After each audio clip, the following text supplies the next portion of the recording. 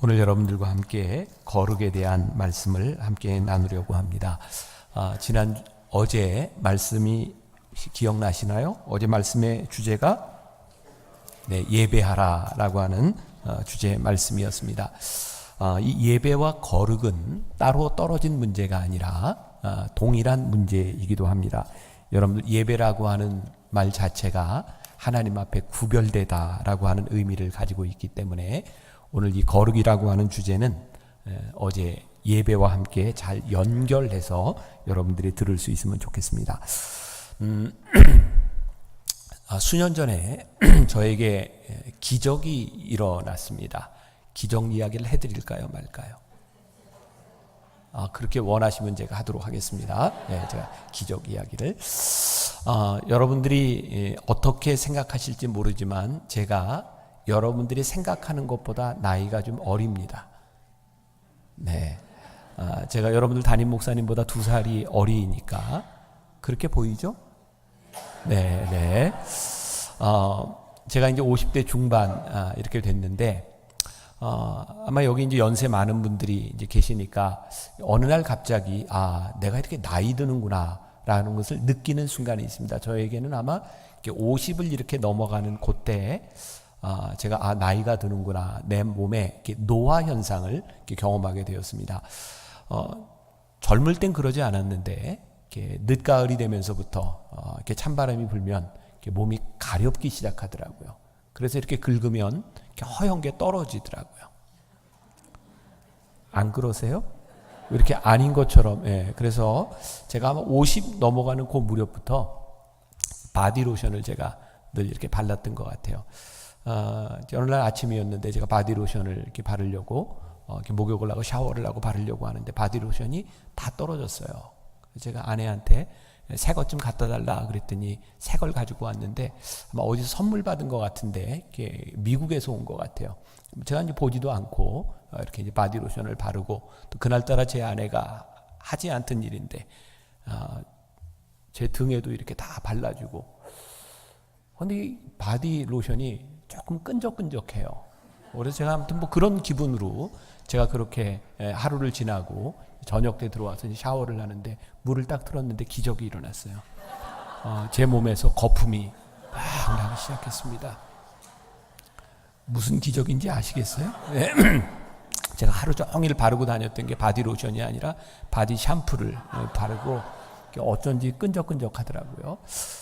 제가 이렇게 제 몸에 나는 거품을 보면서 제가 혼자 그런 생각을 했습니다. 이제 목사는 천상, 이게 모든 일들이 이게 설교하고 연관이 되니까 저 바디 샴푸가 바디 로션하고 완전히 다른 것이었으면 내가 이런 실수를 하지 않았을 텐데 이게 생긴 것도 비슷하고 향도 비슷합니다. 그러니까 제가 특별히 읽어보지 않는 한 그렇게 비슷한 것 때문에 제가 이렇게 바디 샴푸를 바르고 다녔던 거죠. 여러분들 그런 생각하지 않으세요? 우리들이 예수를 믿는데, 하나님을 믿는데 진짜 잘 믿는 것과 비슷한 것이 구별되지 않을 때가 참 많습니다.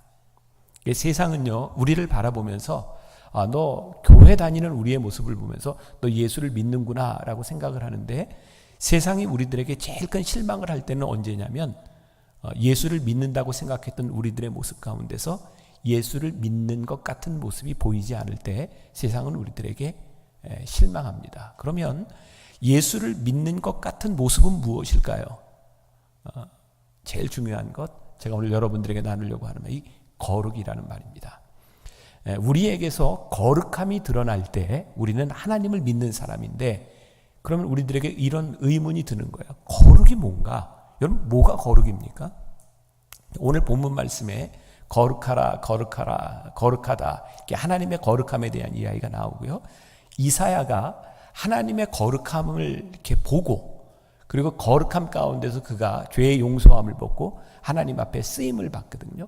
근데 거룩함이라고 하는 것을 많은 의미로 설명할 수 있겠지만 여기에 나오는 영어 성경에 제가 보면서 이게 이런 의미일 수 있겠다라고 생각한 게 blameless라고 하는 말을 쓰고 있더라고요. 거룩을 blameless. 이게 무슨 말이냐면 욕을 먹지 않는다, 이런 말입니다. 이 거룩의 의미를 어떻게 설명할 수 있냐면 나로 인하여 하나님이 욕을 먹지 않는 것이 거룩함이다. 이런 말입니다. 그러니까 여러분들이 신앙생활을 하면서 여러분들 때문에 하나님이 욕을 먹으면 여러분들은 거룩하지 않은 겁니다. 그러니까 우리들은 종종 우리의 거룩을 이렇게 구별된 시간과 구별된 날, 우리들이 이렇게 예배를 드리면서 이것이 우리들의 거룩함이라고 착각하는데, 사실은 우리의 거룩함이 드러나는 것은 예배를 드리는 이 시간에 드러나는 것이 아니라 예배를 드린 우리가 하나님의 사람으로 이 세상에 살아가면서 우리들이 거룩한지 거룩하지 않은지가 드러나는 겁니다. 여러분, 굉장히 무서운 이야기입니다. 우리는 예배 시간에 교회 안에서 얼마든지 거룩할 수 있습니다. 그런데 우리들이 예배하지 않는 곳에서 우리들이 거룩할 수 있는가? 이게 굉장히 중요한 일이고요. 또 요즘은 교회 안에서 일어나고 있는 정말 교회마다 많은 문제들을 가지고 있어요. 우리들이 살아가는 인생에 왜 문제가 없겠습니까? 교회 안에 다툼이 있는 것도 별로 이상한 일은 아닙니다. 초대교회에도 사도 바울도 많은 다툼을 경험했기 때문이죠. 여러분, 우리들이 갈등을 가지고 우리들이 다툼을 하는 것은 굉장히 자연스러운 일인데, 문제는 이 갈등을 우리들이 어떻게 해결하느냐에 대한 문제죠. 우리들에게 싸움이 얼마든지 일어날 수 있습니다. 그런데 이 싸움을 해결하는 과정 가운데서 하나님이 욕을 먹는가 욕을 먹지 않는가, 이것이 중요한 일이죠. 제 친구 중에 이제 부장판사를 하다가 지금 변호사를 하고 있는 친구가 있어요. 대전에서 부장판사를 할 때 저에게 그런 얘기를 했습니다. 이게 신앙생활을 잘하는 친구인데 저한테 그러더라고요. 김 목사님, 내가 신앙을 가지고 있는데 내가 민사 재판을 할 때 교회 관계로 재판을 할 때가 종종 있는데, 교회 관계로 재판을 하면 내가 너무너무 힘들다고. 예수를 안 믿는 사람들은 돈으로도 협상이 되고 해결이 되기도 하고 또 술을 먹고 해결이 되기도 하는데, 교회에서 분쟁이 일어나면 해결이 잘 안 된다는 거예요. 그리고 양쪽에서 갈라져서 싸우는데 똑같이 우긴다는 거예요. 하나님의 뜻이라고. 그러면 자기는 미치겠대요. 어떻게 하나님의 뜻이 이 교회 안에서 이렇게 다를 수 있는가? 여러분, 교회 안에서 일어나고 있는 다툼들의 많은 부분들은 정의감 때문에 그렇습니다. 내가 옳다고 생각하기 때문입니다. 여러분, 교회 안에 일어나고 있는 갈등에 대한 문제를 가지고 여러분들 가운데 내가 틀렸는데 그렇게 우기는 사람이 있을까요? 저는 정상적인 사람이라면 그렇지 않다고 보거든요. 문제는 내가 옳다고 생각하며 우기고 싸우는데, 내가 옳다고 생각하는데 하나님이 욕을 먹는 겁니다. 그러면 나의 옳음은 거룩하지 않은 겁니다. 우리가 거룩함을 생각할 때 우리가 착각하는 것이 있어요. 그게 뭐냐면 내가 옳다고 생각하는 겁니다. 그런데 성경에서 거룩이라고 하는 것은 blameless, 하나님이 나로 인하여 욕을 먹지 않을 때, 다시 이야기하면 하나님의 영광을 위하여 하나님이 욕먹지 않도록 하기 위하여 내가 옳다고 생각하는 것을 꺾을 수 있을 때, 그때 거룩이 나타나는 겁니다. 여러분, 신앙생활하면서 힘든 일들 참 많습니다. 어쩌면 나하고 저렇게 생각이 다른 사람이 이렇게 신앙생활을 하며 이렇게 다른 사람들이 모여서 뜻을 모은다고 하는 일이 얼마나 힘든 일인지 몰라요. 그러니까 우리 교회 장로님이 여기 와서 앉아 계시네요. 우리 신천 장로님 부부가 앉아 계시는데, 제가 만나교회 목회를 하면서 제가 39살에 만나교회 담임이 됐거든요. 그때 저희 교회 장로님이 48분인가 그랬어요. 제가 담임이 됐을 때 39살 때. 장로님들 중에 대부분이 저희 아버님 세대에, 그러니까 다 65세, 거의 60세 넘은 분들이 장로님들이었어요. 그냥 여러분들 그냥 다른 거 다 빼놓고 39살 난 목사가 40여 명의 장로님들과 함께 목회를 하는데, 장로님들이 다 60이 넘은 분이다. 힘들겠습니까? 안 힘들겠습니까? 힘들죠. 당연히 힘들죠. 저는요, 제가 어떻게 해서든지 이 교회 목회를 하면서 장로님들을 이겨야 된다고 생각했어요. 싸우지는 않습니다. 어떻게 하면 이길까? 내 뜻을 어떻게 하면 관철시킬까? 목회를 하는데 장로님들하고 저하고 보이지 않는 긴장관계가 참 많았습니다. 여기 되게 장로님들이신가요? 네, 모르겠어요. 이 교회는 어떤지 모르겠어요. 저는 그랬어요. 그런데 목회를 하면서 장로님들과 저와의 관계들이 많이 정말 좋아지고 교회도 부흥되고 교회 분위기도 참 많이 좋아졌습니다. 제가 이렇게 자신감이 생겼어요. 어느 날. 이게 무슨 근거 없는 자신감인지 모르지만 이제 됐다는 생각이 들더라고요. 그래서 그때는 이제 저희 장로님들이 이제 50여 명 이렇게 될 때였는데, 한 번은 이렇게 장로님들과 함께 워크숍을 했습니다. 워크숍을 하면서 장로님들께 이렇게 얘기를 했어요. 장로님들, 그동안 혹시 저와 함께 목회를 하면서 교회에 대한 불만이나 저에 대한 불만이 있다면 이렇게 한번 좀 다 이야기를 좀 한번 해보세요. 제가 그렇게 얘기했을 때는 불만이 있으리라고 생각했을까요? 없으리라고 생각했을까요? 교회가 너무너무 좋으니까.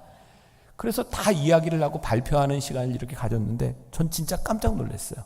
장로님들이 저에 대한 불만이 저렇게 많을 줄 몰랐어요. 그런데 장로님들이 이렇게 교회에 대한 저에 대한 불만들을 이렇게 얘기하는데 서로 정말 깜짝 놀란 건 이 사람은 불만이라고 생각하는 게 이 사람한테는 장점이고 이 사람이 장점이라고 생각하는 것은 이 사람들에게 불만이고 생각이 너무너무 다른 거예요.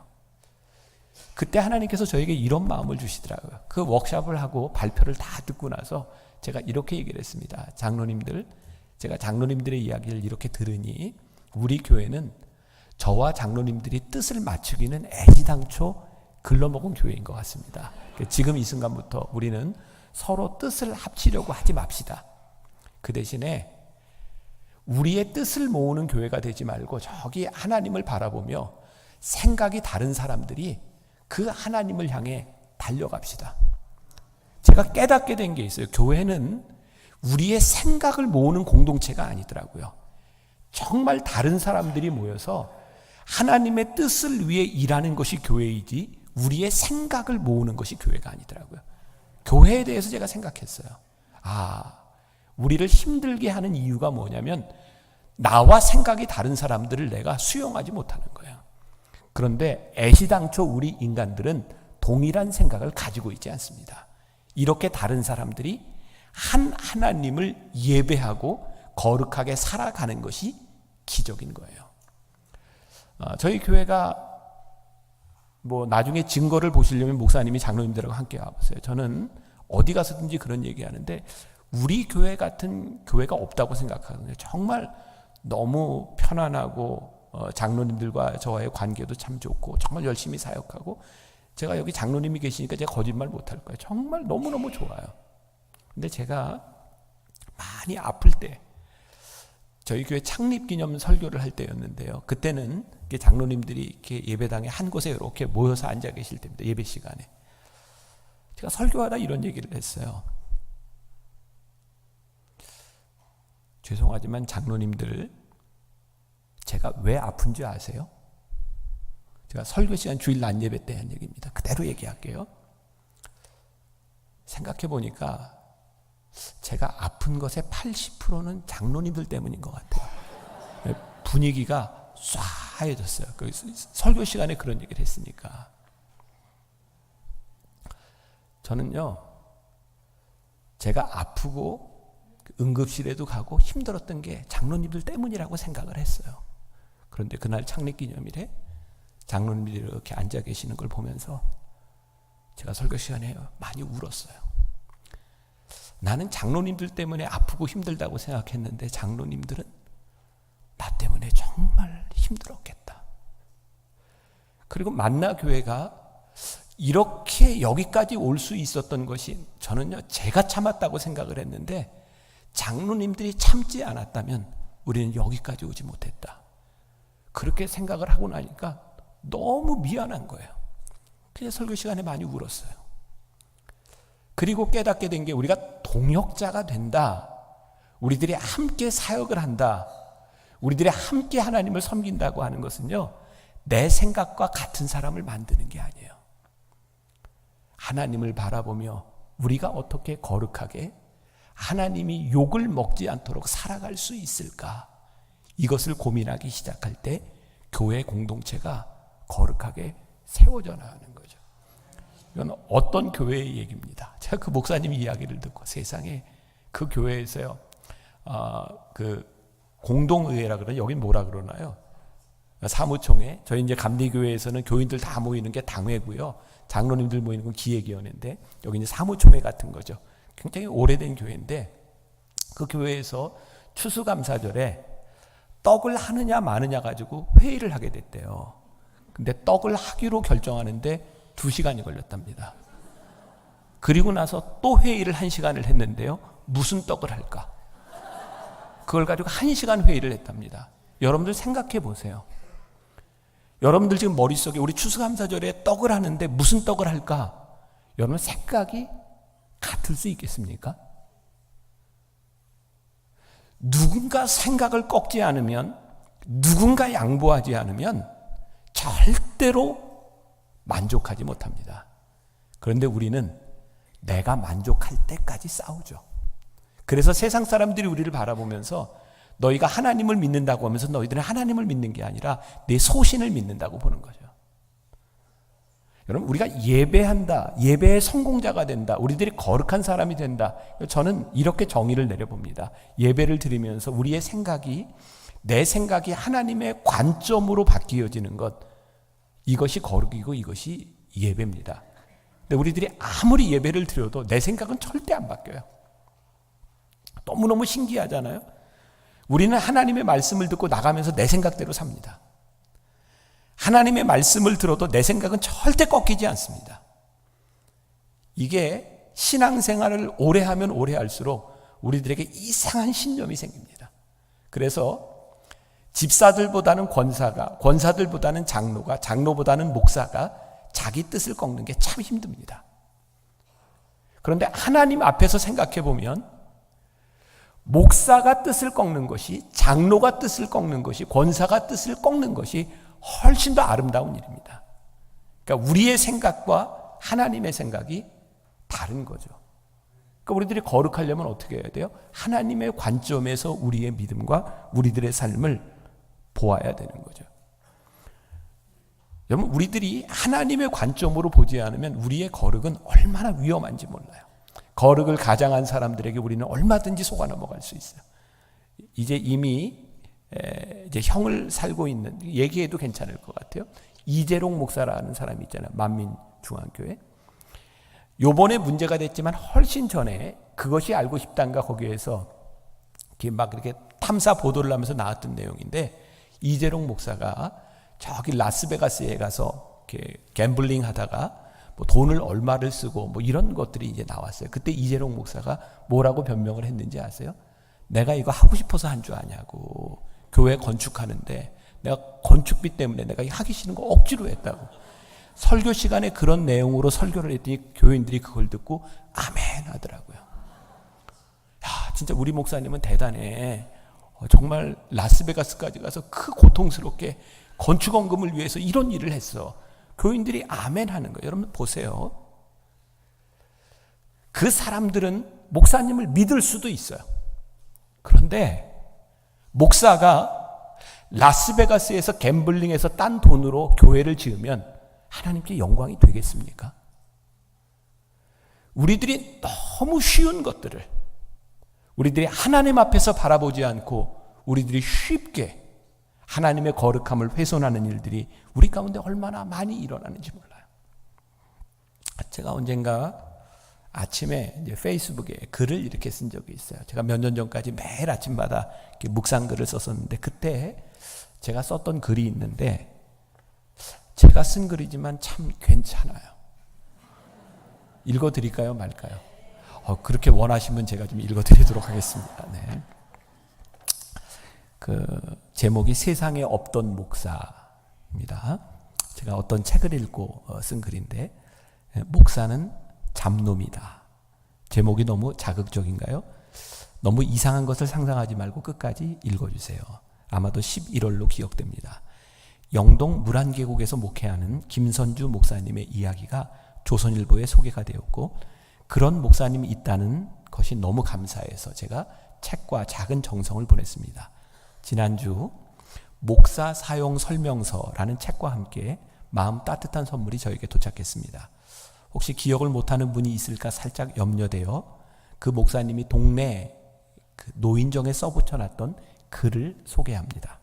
첫 번째, 보일러가 고장나면 나에게 전화합니다. 두 번째, 텔레비전이 안 나오면 나에게 전화합니다. 세 번째, 냉장고 전기가 고장나면 나에게 전화합니다. 네 번째, 휴대폰이나 집 전화가 안 되면 나에게 전화합니다. 5번째, 무거운 것을 들거나 힘쓸 일이 있으면 나에게 전화합니다. 6번째, 농번기에 일손을 못 구할 때 전화합니다. 7번째, 마음이 슬프거나 괴로울 때 전화합니다. 8번째, 몸이 아프면 이것저것 생각하지 말고 전화합니다. 9번째, 갑자기 병원 갈 일이 생겼을 때 전화합니다. 10번째, 경로당에서 고스톱 칠 때 짝 안 맞으면 저에게 전화합니다. 아무래도 10번이 앞건이었죠. 그런데 이번에 제가 받은 책에 그 목사님이 이런 글을 썼습니다. 나는 퍼뜩 잡놈이라는 말이 떠올랐다. 나는 잡놈이 되고 싶어졌다. 목사라는 제사장적 순혈주의, 그 위선적인 거룩함과 순혈주의적 사제의 모습을 벗고 잡놈이 되고 싶다. 그러고 보니 예수님도 참 잡스럽게 사셨다. 목수, 의사, 선생, 혁명가, 설교자, 상담가. 그래서 예수님 말씀이 꿀맛이었구나. 그래서 퍼뜩 제 머릿속에 스치는 생각이 있었습니다. 목사는 잡놈이 되어야 하는구나. 거룩한 곳에 머무르는 목사는 수도사는 될 수 있어도 목사는 될 수 없는 것이구나. 지난주에 이어서 저희가 또 황당한 꿈을 꿉니다. 이 세상에 없던 교회만 필요한 것이 아니라 이 세상에 없던 목사도 필요하다는 생각. 모든 사람이 쓸 수 있는 그런 잡스러운 목사가 되는 것이 참 아름답다는 생각이 듭니다. 제가 참 불행한 것은 조금은 큰 교회에서 사역을 하다 그렇게 잡스러운 사람이 되는 것이 참 어려워졌다는 것입니다. 큰 교회를 목회하는 외로운 섬, 홀로 거룩해 수도사가 되기보다 모든 교인에게 쓰임받는 잡스러운 목사가 되는 것이 우리를 부르신 이유라는 생각이 듭니다. 진정한 거룩함이 무엇인지 생각합니다.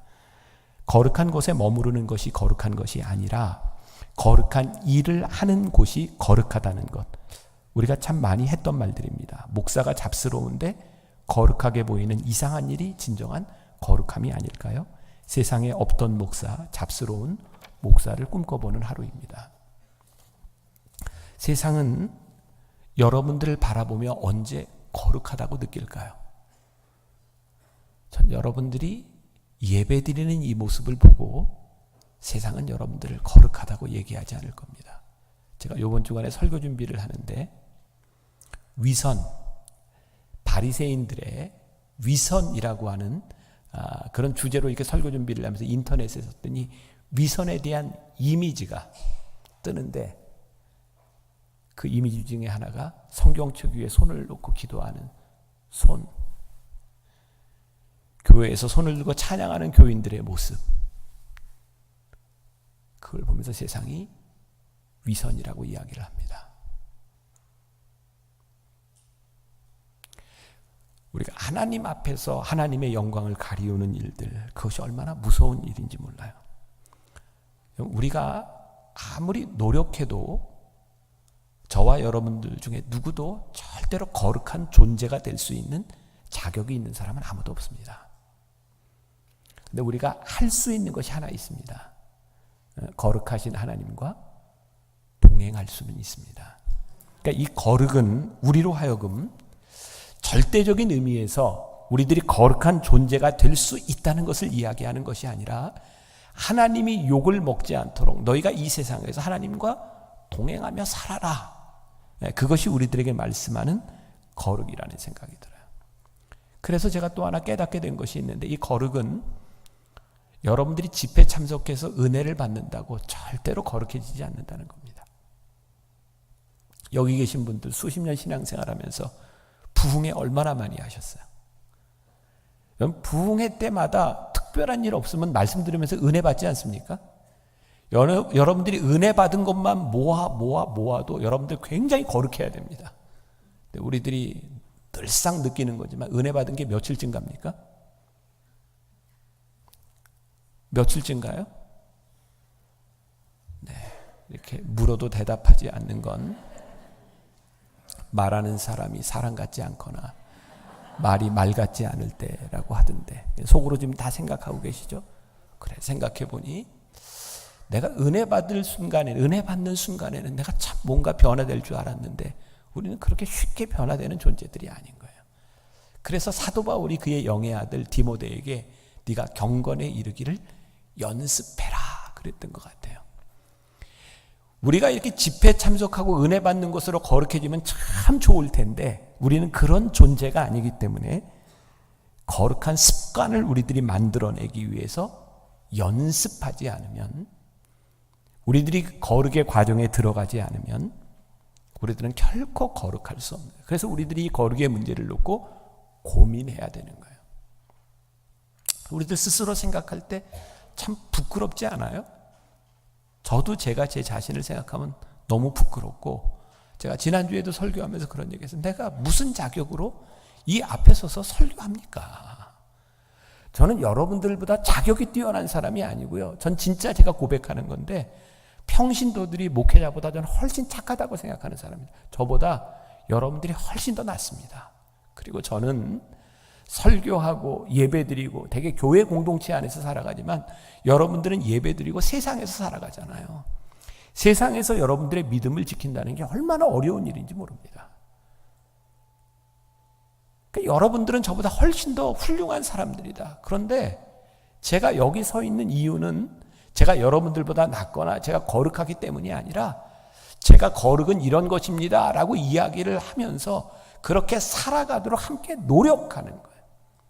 제가 신학교를 다닐 때 신학교를 그만 다니려고 그랬어요. 전 아무리 생각해도 설교할 자격이 없더라고요. 그래서 신학교를 그만두겠노라고 저희 아버님한테, 그때 당시 목회를 하고 계시던 아버님한테, 나 도저히 신학교를 다닌 자신이 없다고, 나는 설교할 자격이 없는 사람이라고. 그때 저희 아버님이 저에게 이런 얘기를 하셨어요. 제가 신학대학 3학년 때였는데, 병삼아, 이 세상의 목사 중에 자신이 있어서 설교하는 사람이 누가 있냐? 하나님의 말씀을 전하고 그 말씀대로 살아가려고 노력하는 게 목사지, 자신이 있어서 설교하는 사람 아무도 없다. 그게 저에게 굉장히 큰 교훈이 되었어요. 만일 제가 자신을 가지고 이 거룩에 대한 이야기를 한다면 제가 여러분들 앞에서 할 수 있는 이야기가 뭐가 있겠습니까? 그런데 우리들이 하나님 앞에 거룩한 것이 우리들에게 너무너무 중요한 것을 알기 때문에 때때로 거룩하게 살아가려다 넘어지기도 하고 깨어지는 과정이 있지만, 우리들이 이거 붙들고 끝까지 살아가려고 노력하고, 그래서 하나님과 동행하는 것이 우리들이 거룩함이라고 하는 것을 알기에 우리들이 살아가는 거예요. 거룩을 상실하면 하나님이 우리를 쓰실 수가 없습니다. 여기서 말하는 거룩은 절대적인 거룩을 이야기하는 것이 아니라, 하나님 앞에 거룩하려고 하는 노력이 끊어지는 순간 하나님은 절대로 우리를 쓰실 수가 없습니다. 그래서 오늘 이사야를 보면 하나님의 거룩함 앞에 서는 게 그게 너무너무 두려웠어요. 모든 인간들은 하나님 앞에 서는 걸 두려워합니다. 예수님께서 베드로를 부르셨을 때, 처음 그 순간에 기적을 맛보았을 때 베드로가 뭐라고 해요? 주여, 나를 떠나소서, 나는 죄인이로소이다. 하나님의 거룩함 앞에 서면요, 우리가 너무너무 부끄러운 거예요. 근데 우리의 부끄러움이 보여야 하나님이 우리를 쓰실 수 있는 거예요. 그런데 아무리 하나님 앞에 서도 나의 부족함이 보이지 않는 사람은 하나님이 쓰실 수가 없는 겁니다. 내가 쓰임 받으려고 발악하고 있지만, 그래서 하나님이 쓰시지 않는데 쓰임 받으려고 발악하는 사람들 때문에 힘들어지는 거예요. 하나님이 우리를 쓰실 수 있는 사람이 되는 것은 완전한 거룩함에 대한 존재가 아니라, 하나님 앞에서 거룩하려고, 하나님 앞에 서려고 노력하고 애쓰는 모습 가운데서 하나님이 우리를 쓰시게 되는 거죠. 그래서 하나님은 완전한 사람을 쓰시는 것이 아닙니다. 하나님 앞에 거룩하려는 사람을 하나님이 쓰시는 거죠. 제가 수년 전에 이태리 로마에서 유학생들, 청년들을 위한 집회를 인도한 적이 있어요. 여러 목사님들이 함께 가서 자기 설교를 하고, 설교를 한 목사님들은 학생들과 함께 앉아서 늘 그 설교를 같이 들으면서 3박 4일을 지나갔어요. 제가 설교하고 난 후에 어떤 목사님이 설교를 하시는데 청년들에게 이렇게 묻더라고요. 여러분들은 예수님과 얼마나 친하세요? 여기 남학생들, 여러분들은 예수님하고 진짜 너무너무 친해서 사람들이 보는 곳, 내 친구들이 있는 곳에서는 포르노 비디오 이런 거 보지 못하는데, 아무도 없이 예수님과 단둘이 있을 때 포르노 볼 정도로 예수님하고 그렇게 친하냐고. 그러면서 젊은이들에게 이렇게 물었습니다. 여러분들 안에 성령님이 계십니까? 여러분들 안에 성령님이 계십니까? 저도 은혜 받고 저도 체험을 가지고 목회를 하는 사람이었는데 그 순간 내 안에 성령님이 계십니까? 라고 하는 말에 제가 어떻게 대답을 못 하겠더라고요. 그날 집회를 마치고 청년들과 함께 저도 바닥에 엎드려서 많이 울었어요. 그리고 그 다음 주일에 제가 교회 와서 교인들에게 이렇게 물었습니다. 여러분들 안에 성령님이 계십니까? 진짜 우리 안에 성령님이 계십니까? 우리 안에 성령님이 계실 때와 계시지 않을 때가 너무 다르지 않습니까? 그리고 그 다음 주에 저는 우리 교회 팀들과 함께 제가 뚜레스디아스 사역을 하기 때문에 중국의 뚜레스디아스를 이렇게 만들어 놓고요. 우리 교인들과 함께 중국에 갔어요. 이틀째 인도를 하다가 중국 공안들에게 발각이 돼서 저희가 이제 쫓겨나는 추방당하는 상황이 되었습니다. 근데 연변이라고 하는 곳에 우리들이 있으면서 비행기 스케줄 때문에 기다리는데 며칠을 기다려야 됐어요. 그래서 함께 왔던 우리 교인들은 시장에 구경을 나간다고 이렇게 나갔고 저는 뭐 늘 다니던 곳이니까 나는 그냥 혼자 쉬겠다고 그랬더니 저희 장로님 한 분이 저에게 중국 돈을 이렇게 주면서 목사님 이 호텔 밑에 가면 사우나가 있으니까 거기 가서 사우나를 하고 발 마사지를 받고 이렇게 쉬라고 그러더라고요. 제가 사우나를 갔는데요. 진짜 그 큰 그 목욕탕에 사람이 아무도 없고 저 혼자 있는 거예요. 제가 목욕을 하고 이렇게 이제 발 마사지 하는 데가 있어서 이렇게 올라갔습니다. 그래서 저를 발 마사지 하는 데로 이렇게 안내해 달라고 이렇게 얘기를 하니까 저를 데리고 올라가는데 위에 방으로 올라가더니 한 방에 저를 이렇게 데려다 주는데 이게 발 마사지 하는 분위기가 아닌 거예요. 들어갔더니 이게 침대도 있고요. TV도 하나 있고 결정적인 건 그 정육점 불빛 있잖아요. 그 불빛이 이렇게 있는데 이게 발 마사지 하는 곳 같지가 않은 거예요. 그래서 제가 한국말 하는 사람 오라, 조선족 오라 그래서 제가 물어봤어요. 이게 발 마사지 하는 데 맞냐고 그랬더니 여기가 발 마사지만 하는 데가 아니라 뭐 사랑도 하고 뭐 이런 거래요. 그때 제가 그 얘기를 듣고 제가 거기에 나오면서 나 여기 그런 데 온 거 아니라고 나오면서 제 머릿속에 딱 두 가지가 떠올랐어요. 하나는 우리 교회 교인들의 얼굴이 지나갔고요. 또 하나는 예수님의 얼굴이 생각났어요. 제가 그 다음 주에 교회 와서 교인들에게 설교하면서 제가 이런 얘기를 했습니다. 여러분, 저 같은 목사한테 설교 듣고 있는 거 행복한 줄 아시라고. 우리 교인들은 아멘 하더라고요. 여러분들은 뭐 제가 저한테 설교 듣고 있는 거 행복한 줄 알라 그랬어요. 왜냐하면 교인들에게 제가 얘기했어요. 여러분, 제가 중국 연변에서 그 정육점 불빛 아래서 제 머릿속에 처음으로 생각난 게 예수님 얼굴이고 여러분들 모습이더라고. 그래서 제가 거기를 나왔다고. 제가 너무 감사했던 게 그때 그 순간에 나에게 떠오른 것이 예수님 얼굴이었던 게 너무너무 감사했어요. 우리가 살아가다 보면 거룩할 수 없는 것, 거룩하지 못한 것, 우리들이 원치 않는 것, 우리들이 원치 않는 싸움과 갈등, 우리들이 얼마든지 만날 수 있는 거. 왜? 그게 우리들이 살아가는 세상인 거예요. 우리가 신앙 생활을 하잖아요. 우리는 신앙을 살아가는 것이 아니라 신앙 생활을 하는 거예요. 우리의 삶에서 신앙을 살아가는 거예요. 그때 그 순간에 힘들고 어려운 순간에 우리들이 무엇을 생각하고 무엇이 우리로 하여금 결정하게 만드는가. 그것이 우리를 거룩하냐 거룩하지 않느냐를 결정짓는 이유겠죠. 저는 미국에서 유학을 했기 때문에 우리 아이들이 어렸을 때 미국에서 학교를 다녔습니다.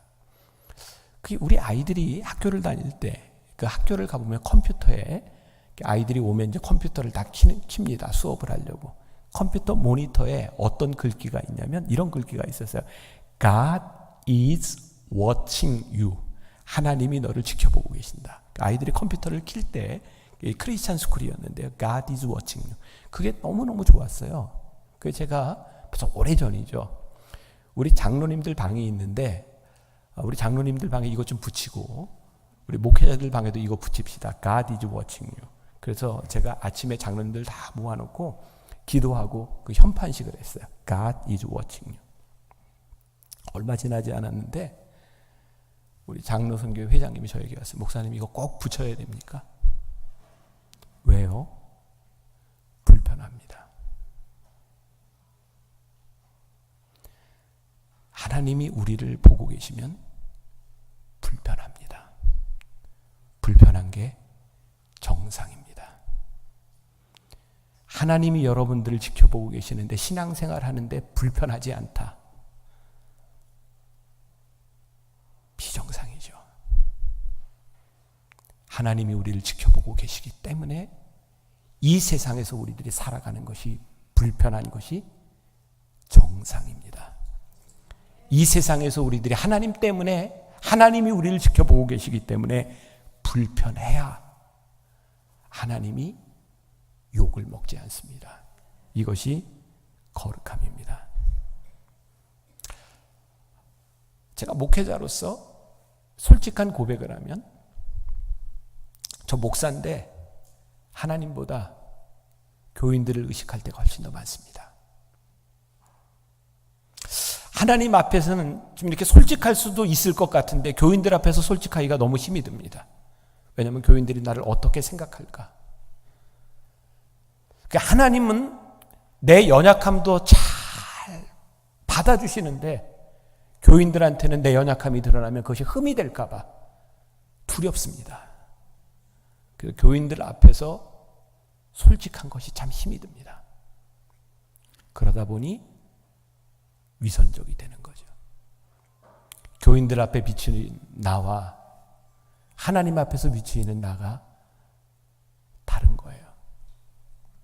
여러분, 예수님께서 바리새인들과 서기관들과 율법학자들을 가리켜서 회칠한 무덤과 같은 자들아, 독사의 자식들아, 위선자들아 말씀하셨거든요. 그들은 누구보다도 성경을 많이 아는 사람들이었습니다. 그들은 정확하게 헌금하고 정확하게 안식일을 지키는 사람이었습니다. 예수님이 그들을 향해 말씀하셨어요. 이 회칠한 무덤과 같은 자들아. 왜? 위선이었거든요. 하나님 앞에서의 모습, 사람들 앞에서의 모습, 그것이 다른 사람들이었거든요.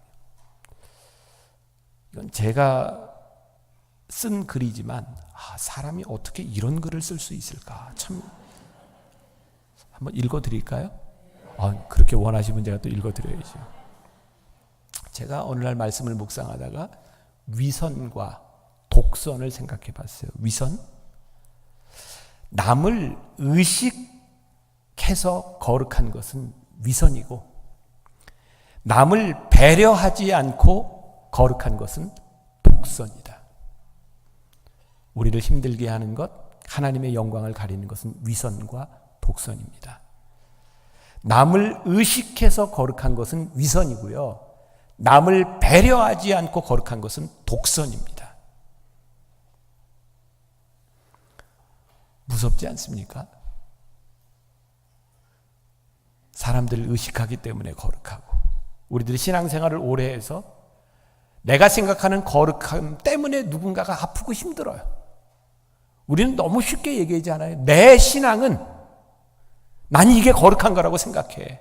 그런데요, 예수님께서 이 땅 위에서 만약에 공의를 부르짖으면서 하나님의 공의가 이것이야 라고 말씀하셨다면 예수님은 절대로 십자가를 지시지 않으셨어요. 여러분, 내가 옳다고 생각하는 그것 때문에 누군가 상처를 받고 있다면 여러분들의 옳음이 독선일 수 있는 거예요. 여러분들이 하고 있는 그 신앙생활이 사람들 앞에서 의식되는 것이라면 위선일 수 있는 거예요. 이 위선과 독선이 얼마나 무서운 일인지 아세요? 저는 목사가 일찍 됐습니다. 26살에 목사가 됐고요. 3년 군목을 마치고 29살에 분당 신도시 막 들어올 때 개척교회를 시작했어요. 조그만 상가에서 개척교회를 시작했는데 그땐 모든 개척교회 목사들이 똑같죠. 새벽에 일찍 나와서 문 따고 새벽 예배하고 또 교인들 다 기도 끝나고 가면 문 잠그고 가고, 저도 상가에서 그렇게 개척교회를 했어요. 29살, 얼마나 이렇게 놀고 싶고 또 잠 많을 나이 아닙니까? 제가 새벽 예배를 인도하고 나면, 옛날 여러분들 강대상 기억나시죠? 그리고 강단에는 대개 이렇게 의자들이, 강단 의자가 있고, 목사님들이 설교를 마치고 나면 대개 어떻게 기도하셨어요? 강대상 의자에 이렇게 기도했잖아요. 오래돼서 다 잊어버리셨어요? 알면 안다, 모르면 모른다, 좀 아시는 거죠? 예. 그러니까 저도 그때 벌써 오래전이니까 새벽 설교를 마치고 강단 뒤에 가서 이렇게 기도를 합니다. 기도를 합니다. 그러니 어느 정도 시간이 지나면 제가 문을 잠그고 가야 되니까 뒤를 싹 돌아봅니다. 사람들이 다 갔으면 제가 문 잠그고 가는 거고, 그런데 뒤를 돌아봤는데 그때도 기도하는 교인이 있어요. 그럼 저 사람이 갈 때까지 기도해야지. 그때부터는 기도가 아니라 기도하는 포즈를 취하고 있습니다. 언제 가나. 그리고 거기에서 기도하는 모습으로 잠을 자기도 합니다. 한참을 있다가 뒤를 돌아봅니다. 근데 그때도 안 간 교인이 있잖아요. 미워요. 좀 빨리 가지. 가야 내가 문 잠그고 가는데. 그때부터는 하나님과 나와의 관계가 아니라 지금 저기 있는 사람이 갈 때 어떤 모습으로 내가 비추이는가, 그게 중요합니다. 목회 초년병 시절에 저의 관심은 교인들이 나를 어떻게 보는가였어요. 많이 공부했습니다. 어느 날 저희가 목회자로서 이런 결심이 있었어요. 나는 내가 살아가는 삶 이상, 교인들에게 비추는 것 이상 내가 더 할 수 있는 것이 없다. 솔직하자. 제가 지난주에도 설교하면서 교인들에게 그런 얘기 했는데, 가끔 제가 설교를 하고 나면 제 아내가 많이 당황스러워하거나 교인들이 당황스러워해요. 제 아내한테 그런 얘기를 한답니다. 목사님이 꼭 저런 얘기까지 해야 되냐고. 너무 솔직한 거 아니냐고. 그런데 제가 솔직하지 않으면 솔직하지 않은 것을 감추기 위해 더 힘들어요. 나는 그냥 이 정도밖에 안 되는 존재입니다 라고 하는 것을 밝히고 살아가는 게 내가 편안하게 살아갈 수 있는 방법이라는 생각이 들었어요. 우리가 사람 앞에서 숨겨야 얼마나 숨기겠습니까? 뭐 그렇다고 제가 이렇게 이야기한다고 여러분들 생각에 제가 굉장히 훌륭해 보입니까? 아니요. 그냥 고민을 더 하는 겁니다. 저는 예수를 믿는 게 그런 것 같아요. 모르겠어요. 우리가 예수 믿으면 어려울 때 평화가 오죠. 평화로다. 하늘 위에서 내려오네. 하늘 위에서 평화가 내려오죠. 근데 그 평화가 처음부터 평화가 아닙니다. 우리 가운데 갈등과 이 스트러글하는 시간을 지나서 우리들이 경험하는 것이 평화죠. 그 평화가 오기 전까지 우리는 말씀으로 인하여 굉장히 괴로운 시간을 지납니다. 그때 평화를 우리들이 느낄 수 있어요. 그러니까 여러분들이요, 신앙생활하면서 많이 괴로워야 합니다. 그리고 그 괴로운 시간들을 지나서 하나님이 우리들에게 주시는 평안을 경험하게 되는 거예요. 그 경험이 간증이 되는 거죠. 거룩은요, 교양이 아닙니다. 거룩은 싸움입니다. 싸움. 그러니까 우리가 거룩하게 하나님이 욕을 먹지 않도록 우리들이 살아가고 우리들이 거룩해지려면 내적인 내 자아가 많이 싸워야 됩니다. 내가 많은 것을 내려놔야 되고요. 내가 포기해야 되고요. 근데 우리들은 이런 변명을 많이 합니다. 내가 거룩하고 싶지만 내가 하나님 앞에 정말 욕을 돌리고 싶지 않은데 내가 저놈 때문에 안 돼. 근데 하나님은 우리들에게 이렇게 말씀하실 거예요. 그놈 때문에 네가 거룩해져야 돼. 우리들에게는 핑계가 참 많습니다. 자, 오늘 이사야서 본문으로 들어오면 이사야가 불림을 받던 유명한 이사야 6장은 이사야의 소명장이거든요. 이렇게 시작합니다. 우시야 왕이 죽던 해에. 우시야 왕이 죽던 해. 굉장히 중요한 의미를 가지고 있습니다. 우시야 왕은 굉장히 괜찮은 왕이었습니다. 말년에 타락합니다. 굉장히 혼란의 시기를 지나갑니다. 하나님이 우시야 왕을 심판하시려고 하는 때 이사야가 불림을 받습니다. 이사야가 선지자로서 살아가기에 좋은 환경에서 이사야가 불림을 받은 것이 아니라 우시야 왕이 자기의 가진 것을 자랑하며 하나님 앞에 심판을 받으며 이스라엘에 타락했던 때 하나님께서 이사야를 부르십니다. 이 거룩함은요, 우리의 인생에 아무 문제가 없는 때 드러나는 것이 아니라 어쩌면 우리의 인생에 가장 힘든 때 거룩이 증명됩니다. 여러분, 거룩함은요, 잘 들으세요. 이거 제가 한 말이지만 진짜 멋진 말이에요. 이 거룩은요, 사람들 앞에 보이기 위한 것이 아니라 하나님 앞에 서는 것이 거룩인데요, 이 거룩이 증명되는 것은 사람들 앞에서 증명됩니다. 잘 새겨 들으십시오. 거룩은 사람들 앞에서 거룩한 것이 아니라 하나님 앞에서 거룩한 것인데요, 하나님 앞에서 거룩함이 증명되는 것은요, 사람들 앞에서 증명됩니다. 그러니까 여러분들 중에 이런 사람들이 있어요. 나는 사람들 신경 안 쓰고 난 신앙생활 할 거야.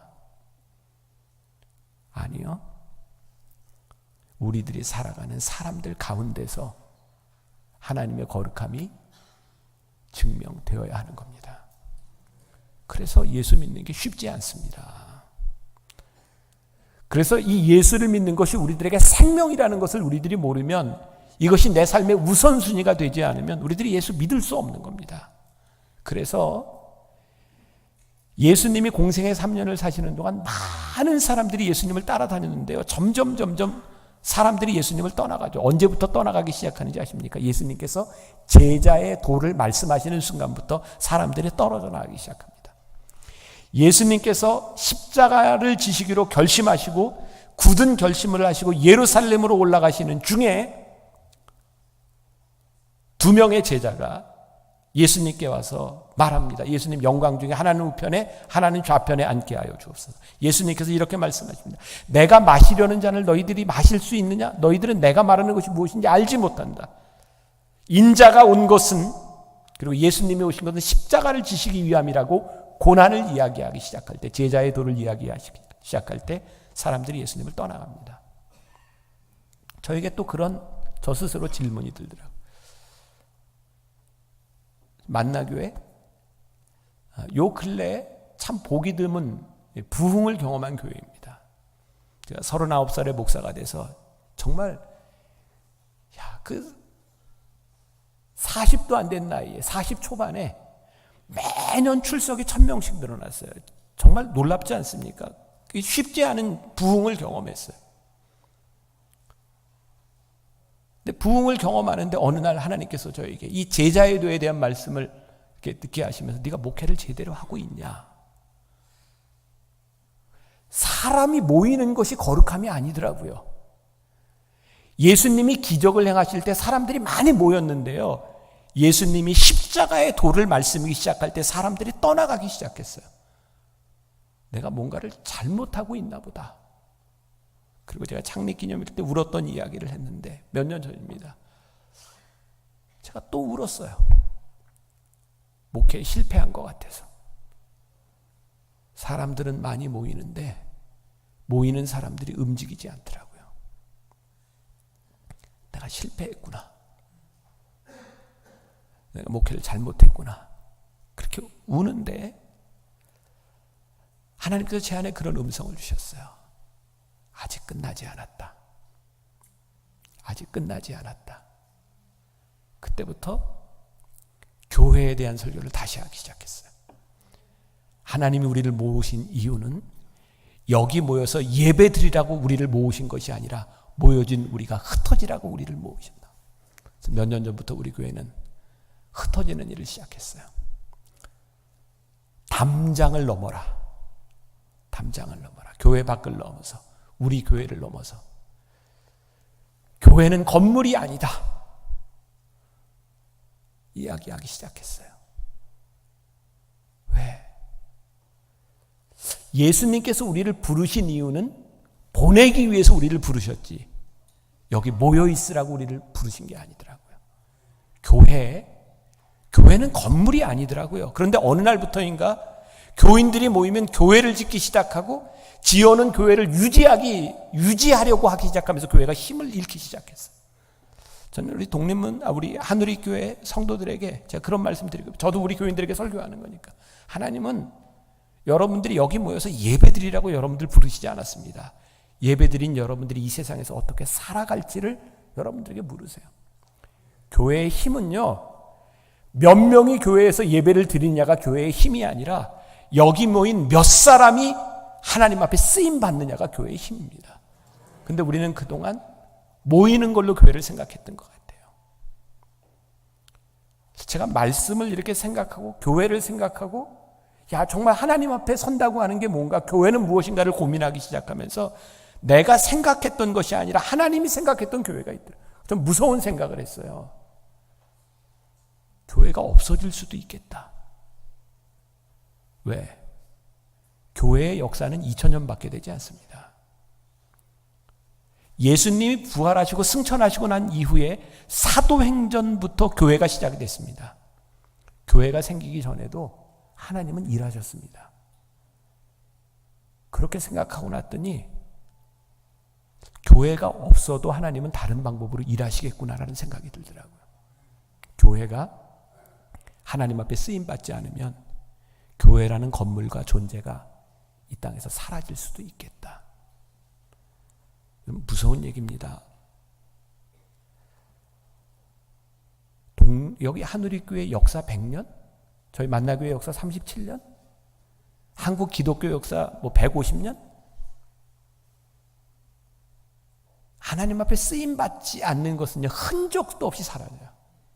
제가 우리 교인들과 함께 초대교회 7교회를 방문하면서 요한계시록에 나와 있는 7교회를 보면서, 야, 어쩌면 저렇게 말씀대로 되어. 여러분, 소아시아 7교회는 그 당시에 쟁쟁했던 교회입니다. 흔적도 없이 터만 남았어요. 하나님 앞에 쓰임받지 않는 우리, 하나님이 쓰실 수 없는 것, 그게 얼마나 무서운 일들인지 몰라요. 언제부터인가 목회자들은 목회자의 능력을 드러내려고 하죠. 여러분들 이 땅의 이단들을 보세요. 처음부터 이단 아니었습니다. 이단의 시작은요, 능력에서부터 시작됐습니다. 신유의 역사가 일어나고 놀라운 말씀의 역사가 일어나고 성령의 역사가 일어나는데요, 어느 시점이 딱 되니까 하나님의 능력으로 일했던 사람들이 이렇게 얘기하기 시작합니다. 여러분, 은혜를 받고 병고침을 받고 나에게 와서 기도를 받으세요. 이단의 특징이 뭔지 압니까? 나에게 와서 기도를 받으세요. 어느 날부터인가 하나님의 역사가 나를 통해서 일어나고 있다고 생각해요. 목회자들에게 제일 큰 유혹이 뭔지 아십니까? 목회자가 능력 있게 보이는 겁니다. 목회자가 능력 있게 보이면 교인들이 순종하죠. 교회는 목회자에게 순종하는 것이 교회가 아닙니다. 하나님께 순종하는 것이 교회입니다. 여러분들이 목회자에게 순종해야 되는 이유는 분명히 여러분들이 아셔야 합니다. 목사님이 하나님 앞에 올바로 서 있을 때 순종하시고요, 하나님 앞에 올바로 서 있지 않으면 순종하는 것이 잘못된 겁니다. 목회자 사람입니다. 그러니까 여러분들이 기도하셔야 되는 거예요. 왜? 하나님이 담임 목사님을 이 교회의 리더로 세워주셨기 때문에 하나님 앞에 바로 설 수 있도록 여러분들이 기도하셔야 되는 거고, 하나님 앞에 바로 섰을 때는 내 생각과 다를 때 여러분들이 순종할 수 있어야 되는 겁니다. 맹목적인 순종이 아니라 하나님 앞에서 우리들이 올바로 볼 수 있는 눈들이 우리들에게 필요한 거예요. 저는 가끔 그런 생각하거든요. 목회자에게 주신 제일 큰 능력이 뭐냐? 제일 큰 권세가 뭐냐? 강단에서 하나님의 말씀을 말할 때입니다. 구별하셔야 합니다. 목회자가 이 강단에서 설교하는데 하나님의 말씀을 말하고 있는가, 사람의 생각을 말하고 있는가. 근데 여러분들이 하나님 앞에 깨어있지 않으면 이거 구별이 되지 않습니다. 여러분들이 하나님 앞에 올바로 서지 않으면 이거 구별이 되지 않습니다. 우리가 말로는 그렇게 하잖아. 교회의 주인은 하나님이다. 근데 우리는 하나님을 주인으로 인정하지 않을 때가 참 많은 것 같아요. 믿음이 좋다. 어떤 게 믿음이 좋은 걸까요? 우리 믿음이, 우리의 착각이 있어요. 우리가 원하는 것대로 되고 원하는 것을 기도해서 얻으면 믿음이 좋다 생각하는데 제가 또 깨닫게 된 게 있어요. 진짜 믿음 좋은 건 내가 원하는 일이 이루어졌다고 간증하는 것보다 내가 기도했더니 하나님이 나에게 이거 포기하라고 하시더라. 하나님 앞에서 포기한 것이 많은 것이 진짜 믿음이 아닐까. 우리는 그동안 기도하면서 이긴 얘기만 많이 했어요. 근데 진짜 하나님 앞에서 우리들이 기도하면 여러분들이 이겨야 될 것보다 여러분들이 하나님 앞에서 포기해야 될 것이 훨씬 더 많습니다. 제가 요즘은 안 가는데 예전에 한 달에 한 번씩 강남 금식기도원에서 제가 설교를 한 적이 있습니다. 저도 설교하고 거기서 2박 3일씩 이제 기도원에 있다가 내려오고 이렇게 했는데 이제 금식하는 이렇게 교인들을 보면서 제가 그런 얘기를 한 적이 있어요. 여러분 오늘 설교를 듣고 나면 금식을 고만해야 될 사람이 참 많을 겁니다. 여러분 왜 금식하세요? 다는 아니고요. 많은 사람들이 금식하는데 하나님 좀 이겨보려고 금식합니다. 아무리 해도 안 되니까 하나님 저 금식합니다. 저 이러다 죽습니다. 하나님을 막 협박합니다. 저 죽습니다. 죽어요 하나님. 저 죽어요. 죽는다니까요. 근데 내가 죽기 전에 하나님의 뜻 앞에 내가 딱 항복하면 쉬운 일이 훨씬 많습니다. 근데 우리들이 그거 안 하려고 금식할 때가 많습니다. 여러분 우리가 하나님 앞에 금식할 때가 있어요. 하나님 앞에 부르짖어 기도할 때가 있어요. 필요해요. 그런데 더 많은 일들은 여러분들이 말씀 앞에서 무릎 꿇으면 해결될 일이 훨씬 더 많습니다. 사실은 그게 우리들에게 더 큰 능력입니다. 하나님의 거룩함이 드러나는 거죠. 더 이상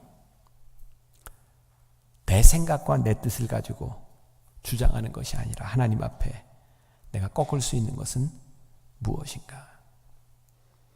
그 최하진 선교사라고 있습니다. 내 인생을 주님께 걸어라. 저기 하얼빈의 만방학교 운영하는 분 들어보세요. 최하진 선교사라고. 그분이 책을 썼는데 이런 얘기가 있어요. 그분이 아마 스탠포드 대학인가 이 포스닥으로 있다가 그분이 선교사가 돼서 중국에 가서 선교를 하는데 할 수 있는 방법이 영어를 가르치는 일부터 시작하게 됐어요. 그래서 부인하고 둘이 중국 학생들을 집에 데려다가 다 먹이고 영어를 가르치고 먹이고 영어를 가르치고 합니다. 그때 그 책에 보면 류바이진이라고 지금은 그 학교의 선생님입니다. 류바이진이라고 하는 학생이 이 최하진 선교사에게 물었답니다. 당신은 누구입니까? 그 의미는 뭐예요? 당신은 누구인데 우리한테 매일 밥 먹여주고 이렇게 친절합니까? 그러니. 그때 최하진 선교사가 이렇게 대답했대. I am a Christian. 나는 그리스도인입니다. 그러면 세상이 우리들에게 물어야 합니다. 당신은 누구입니까? 왜 그렇게 삽니까? 우리들은 이렇게 대답해야 합니다. 나는 그리스도인입니다. 그래서 나는 이렇게 삽니다. 세상이 교회를 향해서 이렇게 물어야 합니다. 이것은 뭐 하는 곳입니까? 우리가 이렇게 얘기해야 합니다. 우리는 하나님을 믿는 사람들이 모인 공동체입니다. 여러분 초대교회 전도는요 사람들을 교회로 데려오는 것이 아니었습니다. 그들은 삶을 통해서 하나님의 사람들이 살아가는 삶을 보여줬고요. 전 요즘 그런 생각을 우리가 전도한다고 얘기하는데 우리는 전도를 하는 게 아니라 사실은 교회를 선전합니다. 우리 교회 와보라고. 우리 교회 와보라고. 여러분 이게 여러분들 마음에 좀 거슬릴 수도 있는데 저희 교회는 전도 프로그램이 없습니다. 제가 담임 목사 되고 판교가 신도시 들어올 때 우리 교인들에게 주일 낮 예배 시간에 전도 금지령 내렸습니다. 나가서 전도하지 마세요. 왜? 우리들이 지금 하는 전도는 복음을 전하는 게 아니라 교회를 전합니다. 여기저기 사람들이 나와서 내 교회를 선전하는 모습들을 바라보며 세상 사람들이 어떻게 우리를 생각하는지 아세요? 그러니까 여러분들이 교회를 다니는 교회의 모습이 아니라 하나님을 믿는 하나님의 사람으로서의 우리들의 모습들이 보여져야 무엇이 거룩하고 우리들이 어떻게 살아가야 될지가 우리들에게 보여지는 거예요. 그때 하나님께서 이사야의 부족한 모습을, 이사야의 죄를 숯불로 지져서 하나님이 사용하십니다. 이사야는 완전한 사람이 아니었습니다. 이번 집회를 통해서 여러분들이 이 교회가, 우리가 거룩을 한 번 더 생각할 수 있으면 좋겠다. 내일은 여러분들과 함께 축복에 대한 말씀을 나누려고 하는데, 진짜 축복은 뭘까? 우리들이 함께 또 고민하며 모르겠어요. 저희가 은혜를 받고 난 이후에 교회 이렇게 외부에 나가서 설교할 때가 있으면 제가 그런 기도를 많이 합니다. 하나님, 준비는 제가 했지만 하나님께서 이곳에 필요한 말씀이 전해질 수 있도록 저를 사용해 주세요. 제가 진짜 깨닫게 된 게, 하나님은 내 준비로 일하시는 분이 아니라 내 준비를 내려놓을 때 하나님이 일하실 때가 참 많더라고요. 제가 준비한 설교, 사실 오늘 3분의 1밖에 못하고 제가 다른 이야기를 많이 했는데, 하나님께서 필요하셔서 이 말씀을 하게 하신 줄 믿고, 또 우리가 사람인지라 길면 내일 또 안 올까봐 to be continue, 내일 이어서 말씀을 나누도록 하겠습니다. 기도하겠습니다.